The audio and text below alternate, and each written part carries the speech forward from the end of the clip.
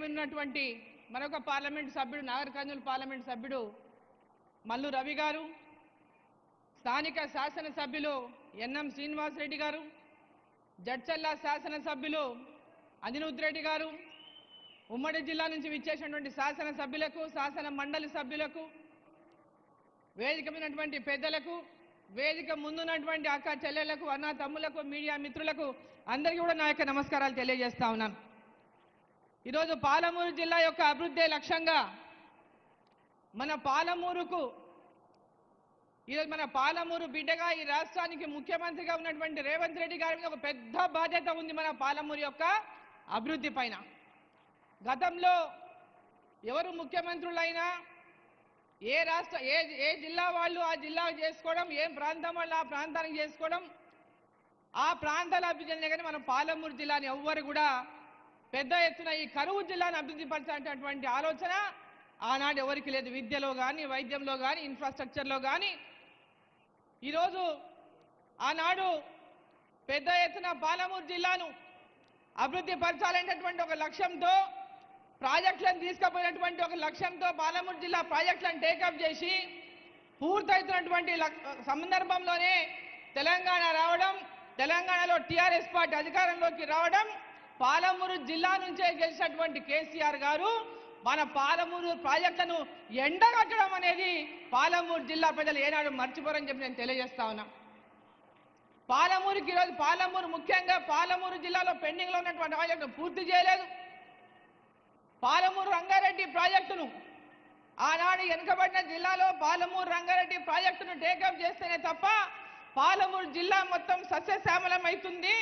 పాలమూరు రంగారెడ్డి కావాలని పట్టుబట్టి ఆనాడు ఆ ప్రాజెక్టుకు జీవోని ఇప్పించిన సందర్భంగా అధికారంలోకి వచ్చినటువంటి టీఆర్ఎస్ పార్టీ ఆ జీవోను ఉపయోగించుకొని తమే గొప్ప కార్యక్రమం చేపట్టిన తామే పాలమూరు రంగారెడ్డి తీసుకొచ్చినట్లు, తామే పాలమూరు రంగారెడ్డి 3 ఏళ్లలో పూర్తి చేస్తున్నటువంటి మాటలు చెప్పి పాలమూరు ప్రజల్ని మోసం చేసింది. ఈరోజు పాలమూరు జిల్లాలో రేవంత్ రెడ్డి గారిని వేదిక మీద కొడతా ఉన్న ముఖ్యమంత్రి గారిని ఈ పాలమూరు రంగారెడ్డి ప్రాజెక్టును ఖచ్చితంగా అదే దూరాల నుంచి టేకప్ చేయండి. మన ఈ మహబూబ్ నగర్ పార్లమెంటులో మిగిలిన పార్లమెంట్ ప్రాంతానికి అంతా కూడా సాగునీరించడానికి పెద్ద ఎత్తున మీరు ఈ కార్యక్రమాన్ని ముందుకు తీసుకుపోండి. కేంద్ర ప్రభుత్వం ద్వారా కూడా తప్పకుండా నా సహాయ సహకారాలు అందించడానికి కేంద్రం దృష్టికి కూడా తీసుకెళ్తామని ఈ సందర్భంగా నేను తెలియజేస్తా ఉన్నా. అదేవిధంగా ఈరోజు అభివృద్ధి విషయంలోకి వస్తే కేంద్ర రాష్ట్ర ప్రభుత్వాల యొక్క రెండు కలిసి ఆ నిధులను ఉపయోగించుకున్నప్పుడే మన రాష్ట్రం ఇలా అభివృద్ధి చెందుతుంది. రేవంత్ రెడ్డి గారు ప్రధానమంత్రి దగ్గరికి వెళ్ళి తెలంగాణ రాష్ట్రం యొక్క అప్పులు, అవసరాలు, అభివృద్ధి గురించి మరి కేంద్రంలో ఉన్నటువంటి నరేంద్ర మోదీ గారికి అనేక మంది కేంద్ర మంత్రులకు విషయాలు తెలియజేసి పెద్ద ఎత్తున కేంద్ర రాష్ట్ర ప్రభుత్వాల షేర్ ఉన్నటువంటి ప్రాజెక్టులపైన మనం ఫోకస్ చేయాలి. ఆ షేర్కి సంబంధించి రాష్ట్ర ప్రభుత్వం కూడా షేర్ ఇవ్వడానికి సిద్ధంగా ఉంది. ఈ రెండు కేంద్ర రాష్ట్ర ప్రభుత్వాల యొక్క షేర్తో మన యొక్క జిల్లాను, రాష్ట్రాన్ని అభివృద్ధి చేసుకునే లక్ష్యంతో అయితే ముందుకు పోతున్నారో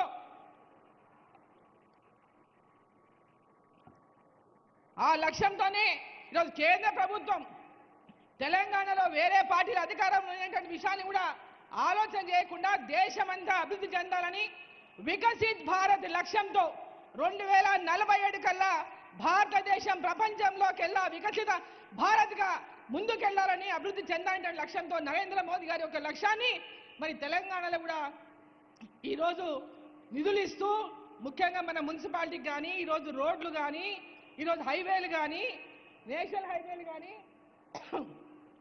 నేషనల్ హైవేలు కానీ రోడ్లు మనకు మహబూబ్ నగర్కి బైపాస్ శాంక్షన్ చేయించుకున్నాం, జడ్చర్లకు బైపాస్ శాంక్షన్ చేయించుకున్నాం. ఇక్కడ ఉన్నటువంటి స్థానిక ఎమ్మెల్యేలు కూడా దానికి కలిసి మనం అందరం కూడా పాలమూరు ఎన్నికలు వచ్చినప్పుడే రాజకీయం. వాస్తవంగా చెప్పాలంటే ఇక్కడ ఉన్న వాళ్ళందరూ నన్ను ఒడగొట్టడానికి గట్టిగా పనిచేసిన వాళ్ళే, ఇక్కడ ఉన్నోళ్ళంతా నన్ను ఒడగొట్టడానికి గట్టిగా పనిచేసిన వాళ్ళే.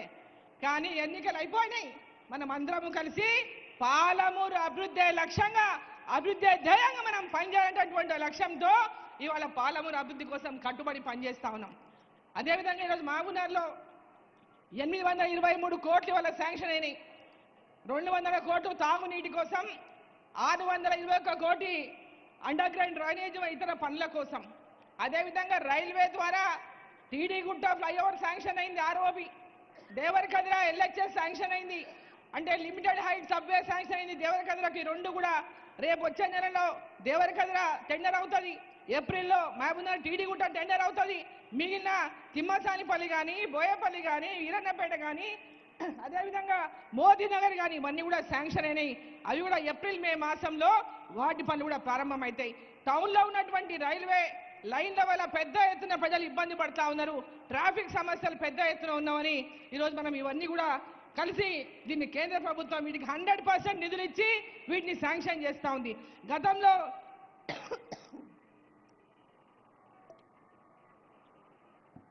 రైల్వే ఓవర్ బ్రిడ్జ్లు కట్టాలన్నా, ఆర్యూబీలు కావాలన్నా స్టేట్ గవర్నమెంట్ షేర్ ఇచ్చేది. ఆ షేర్ ఇవ్వకపోవడం వల్ల గతంలో ఆ పనులన్నీ కూడా మధ్యలో నిలిచిపోయి పైన బ్రిడ్జులు ఏలాడుతున్నాయి. అటువంటి పరిస్థితి రావద్దని కేంద్రం 100% నిధులు వాటికి ఇచ్చి అలా పనులు టేకప్ చేస్తూ ఉందని చెప్పి సందర్భంగా నేను తెలియజేస్తా ఉన్నా. ఈరోజు ఒక్క మహబూబ్నగర్ దేవరకద్రనే కాదు, జిల్లా వ్యాప్తంగా ఉన్నటువంటి ఈరోజు ఆర్ఓబీలు కానీ, ఆర్యూబీలు కానీ ఇవన్నీ కూడా ఇవాళ తీసుకోవడం జరుగుతుంది. జిల్లా అభివృద్ధి ధ్యేయంగా విద్యాపరంగా ఇవాళ ఇంటిగ్రేటెడ్ స్కూల్స్ని ముఖ్యమంత్రి గారు అనౌన్స్ చేసిండ్రు. ఇది పెద్ద ఎత్తున ఇంటిగ్రేటెడ్ అనేది ఒక మంచి ఆలోచన. గురుకుల పాఠశాలలు ఏవైతే గతంలో టీఆర్ఎస్ పార్టీలో ఉన్నప్పుడు ఓపెన్ చేసినారో ఒక్కదానికి కూడా బిల్డింగ్ లేదు.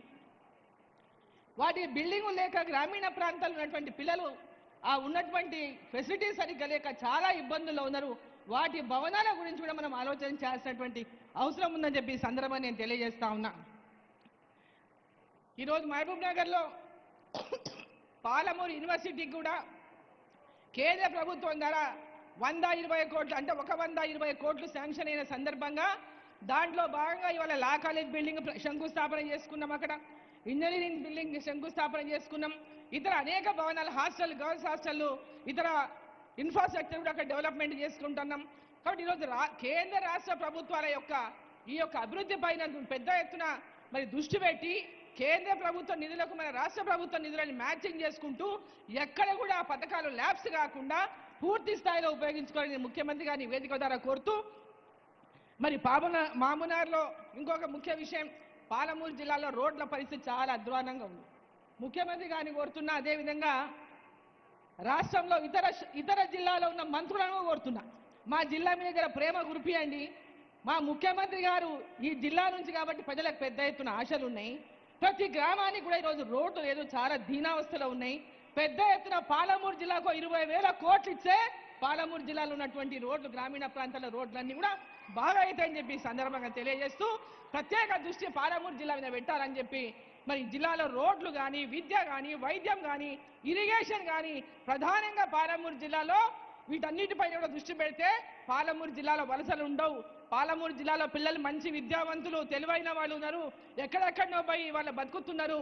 వాళ్ళంతా కూడా మంచి విద్యావంతులై ఉన్నత చదువులు చదువుకొని ఉన్నత స్థానాల్లో ఉండి ఐఏఎస్ కావచ్చు, ఐపీఎస్ కావచ్చు, సైంటిస్ట్ కావచ్చు, రాజకీయంలో కావచ్చు, ఎవరు ఏ లక్ష్యాన్ని అనుకుంటారో ఆ లక్ష్యంలో ముందుకెళ్ళడానికి అవకాశం ఉంటుంది. కాబట్టి మీకు వచ్చిన ఈ అవకాశాన్ని 100కి 100 ఉపయోగించుకోవాలని చెప్పి మరి రేవంత్ రెడ్డి గారిని, ముఖ్యమంత్రి గారిని సందర్భంగా కోరుకుంటూ, భారత్ మాతాకి.